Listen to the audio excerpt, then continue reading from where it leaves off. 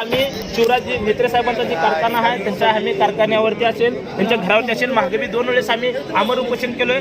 तेव्हा काय थोडे शेतकऱ्यांचे त्यांनी पैसे टाकले आणि बाकीचे काय शेतकऱ्यांचे आहेत अजून 1 रुपया टाकलेला नाही शेतकऱ्याच्या खात्यावरती. त्याच्यामुळे शेतकरी संतापलेला आहे. आमचं म्हणणं एकच आहे, मित्रे साहेबांना सगळ्यांचे पैसे वर्ग करा, आम्ही उपोषण सोडू. नाही आता तुम्हाला मित्रे साहेबांनी किंवा त्यांच्या मुलांनी संपर्क साधला का? त्यांनी बोलणं साधला ना, त्याने साधला. त्यांनी आले होते, त्यांनी म्हणले 15 दिवसाची आम्हाला तारीख द्या म्हणले. कारण शेतकरी सध्या तारीख घ्यायला तयार नाही. कारण सारखं 8 महिने झाला आता ऊस जाऊन.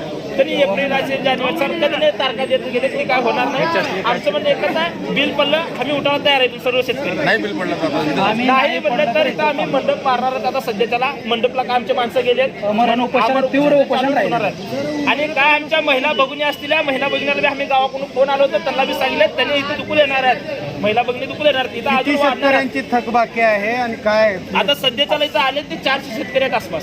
सर एकाचे 7 लाख 8 लाख तालुकाही सांगा, कोणत्या तालुक्यातली ही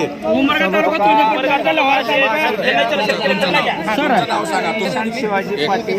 एक मिनिट सर मी सांगतो. बोला तुमचं नाव सांगा. शिवाजी पाटील, शेतकरी कोरेगाव.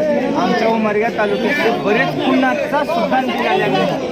आजपर्यंत 20 महिने झालं ऊस लावून साहेब कसं जगायचं, काय करायचं, 12 महिने ऊस